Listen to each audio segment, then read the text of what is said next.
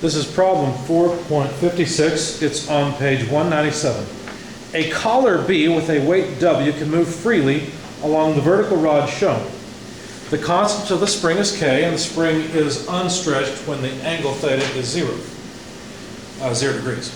Determine or derive an equation in theta, W, K, and L that must be satisfied when the collar is in equilibrium. And then B, given known values, weight equals 300 newtons, L equals 500 millimeters, K equals 800 newtons per meter, determine the value of theta corresponding to equilibrium. Okay, let me sketch the system. So here's collar B. So put that off to the side. And a spring is attached to the center of collar B and is pivoted on ground. The collar can only slide on a grounded rod. And length L is that distance. I went ahead and defined another dimension just to make life easy. I called it height H. The spring has constant K, and the angle theta we're interested in is here. Of course, B has weight W. And we're supposed to derive the equation first and then plug in numbers. Okay, so we should be able to do that. So we've got to understand, one of the things they told us, when the angle is 0, what that means is the force in the spring is 0. So the unstretched length of the spring is just L. So L is the free length. Now the relationship between LH and theta is that H over L equals the tangent of the angle theta.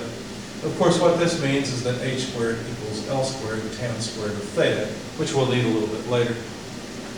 The distance between point A, which is up here, and B, that's the length of the spring when it's stretched. That distance then from Pythagorean's theorem is H squared plus L squared. And I did a bunch of playing around here, so you'll see me meander just a bit. But what we really care about is the force in the spring Fs. That is K times the stretch of the spring, delta X. Just means how much the spring is stretched. Well, how much is the spring stretched? Well, AB minus L. That's how far the spring is stretched. So, the force in the spring then is equal to K times, we have an expression for AB, root H squared plus L squared minus L. Now, I can also substitute, here's where I started meandering just a bit and went back and forth. I realized I could factor, let's see, oh, no, not quite. H squared, well, I can write that as L squared tan squared theta. Don't forget plus L squared minus L. And notice that I've got an L squared here. Well, that means I can factor it out, and I can pull it outside of the square root. So now it's gone. Now that doesn't mean this term goes away. We still have a plus 1. Now notice I have L in these two places. I can pull it out and write root tan squared of theta plus 1 minus 1 outside of the square root. Now let's go to the statics portion for the time being. Our free body diagram of the block will look like this. We've got a weight, we've got some normal force, which I don't really care about, and the force in the spring. What I really care about is the fact that summing forces in the vertical direction tells me that the force in the spring in the y direction, just this component of it, is equal to the weight, or I should say minus the weight equals 0. So the force in the spring in the vertical direction is just equal to the weight. Okay. So the force in the spring in the vertical direction, how can I write that? Well, this force in the spring has to lie along this line. Therefore, there's a similar triangle between the force and its components and the geometry. Okay. So basically, all I really need for the force in the spring, to get the y component of it, I need h over this length. So h over AB is equal to the weight. Okay. So then what? Well, if this is the force in the spring, and I can rearrange that and say the force in the spring equals the weight times AB over L. I have another expression for the force in the spring. In fact, well, the way I decided to go with this is just to leave that alone. Actually, I plugged in the force in the spring here. So if we put these two equations together now, well, this equation 1 and this one equation 2, then what I can say is, well, let's see, weight equals Fs KL times root tan squared of theta plus 1 minus 1 times h over AB. Okay? Now, I went backwards a little bit. I said, you know what, that seems overly complicated. I wonder if I could simplify it. So I just went back to saying that this stretch of the spring is just AB minus L. And the reason I did that is because I noted if I did, I could simplify AB just a little bit. And I could write KL times 1 minus, oh, that shouldn't be an L, that should be a 1, I'm sorry. No, it should be an L. Yeah, so I pulled that L out. Yeah, because I just need the force in the spring, which is this term. Okay, so dividing through by AB, I realized I would have L over AB, and then H would be multiplied by the whole thing.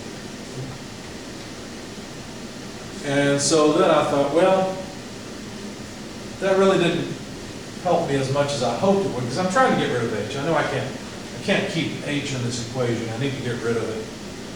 So moving up to the top, I said weight equals K times 1 minus L over, and I went ahead and made a substitution for AB again, H squared plus L squared times H, hoping that would help me get rid of it. But then I realized it probably wouldn't, so I just made the substitution that, well, unfortunately I've erased here. So, well, this is K times 1 minus L over root H squared plus L squared times H. But H, if you remember, can be written as L tan theta. Then I thought, well, to get rid of H, I'll just use the same idea. So weight equals K times 1 minus L over, instead of H squared, I'll write L squared tan theta squared plus L squared. And let's see, I haven't gotten rid of that outside portion yet. So L tan theta. And then I thought, you know, what I could do, I might be able to simplify this fairly easily, because you'll notice that this is L, these are L squared. If I pull the L squareds out, then the L's cancel. The only L I've got left is this one. So then I said, well, then the weight's K times 1 minus, and I went ahead and pulled, well, let's see, actually, no, that's right. I went ahead and left L outside, but I pulled tan theta inside. Let me just write this and kind of clear the board a bit. So root tan squared of theta plus 1 times L tan theta. So then I thought, well, let me pull that tan theta inside and see what happens. So we'll do that next. Weight equals K times tan theta minus tan theta over root tan squared of theta plus 1. And we've still got an L outside. We haven't pulled in yet, and that's okay. And then I realized, well, wait a second. I can make some simplifications here. Because this is K times tan theta minus, if I put this in the denominator of the denominator, it's still in the numerator. So that's 1 over root tan squared of theta plus 1 divided by tan theta. It looks more complicated, but it's actually not, because now I can make this square root squared. And it's still the same thing. So what I've got is K tan theta minus 1 over root tan squared of theta over tan squared of theta for this term, plus 1 over tan squared of theta. And now this simplifies to 1. And you might recognize what this does for me. It simplifies things just a little bit, because, watch this, we've got K times tan theta minus 1 over, we got 1 plus 1 over tan squared of theta. I'll have to return to the top again, but we're making progress and headway now. So weight equals, let me write KL, just put those two together, times tan theta. Is this minus or plus? That's minus. Looks like it's been minus all along. I didn't flip my sign. Good. And so what can we do here? Well, this is 1 over root. Let me write 1 in a different way. Let me write it as sine squared of theta over sine squared of theta. Why would I do that? Well, what is tangent of theta? Well, tangent of theta is just, let's see, tangent of theta is just sine of theta over cosine of theta, isn't it? So 1 over tangent of theta is cosine theta over sine theta. And so what that means is that 1 over tangent squared of theta is just cosine squared of theta over sine squared of theta. So I can replace 1 over tangent squared theta with cosine squared theta over sine squared theta. Of course, I already figured that out, and that's the whole reason for writing 1 as sine squared theta over sine squared theta.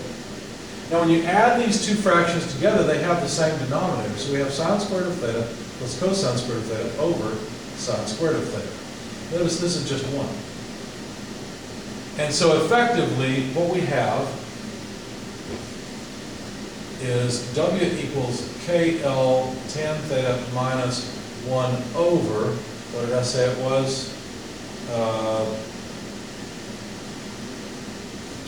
Root 1 over sine squared of theta. But if I take the square root, square root of 1 is 1, and this is just sine of theta. Well, that's just a fancy way of writing sine of theta, isn't it? So we end up with W equals KL times tangent of theta minus sine of theta.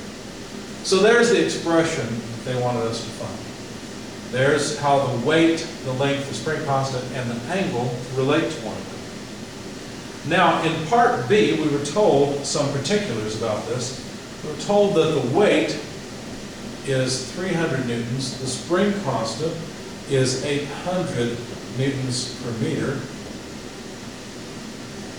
the length is a half meter. Now, they told us that it was 500 millimeters, but since we're dealing with meters, I just went ahead and changed it immediately. And so what we have is, from this equation for part B, we have that the weight over KL equals tangent of theta minus sine theta. Now, I don't know of a way to solve for theta in this equation, but I can solve for the left-hand side. All you have to do is plug in the 300 for the weight, 800 for K, and 1/2 for L. And then once you do that, you can guess a theta, plug it in, and see if it works. I did this in Excel in a simple solution, nonlinear solution solver in Excel called GoalSeek. It's simple. It's pretty easy to use. So I used the left-hand side, which was this number, right-hand side. I don't remember what my number is. It doesn't matter. I mean, W is 300 newtons. K is 800 newtons per meter. The length L is 1/2 meter, so you can see that the units all work. This is dimensionless as it should be. So this is just 300 over 400, so this is just 0.75. Nothing special. So we just need to find theta such that tan of theta minus sine of theta is 0.75. When you use GoalSeek in Excel, you'll find that the angle is about 57.96 degrees. So that's the angle required. That's this angle here. It's below 45-degree angle before this weight is in equilibrium with the spring.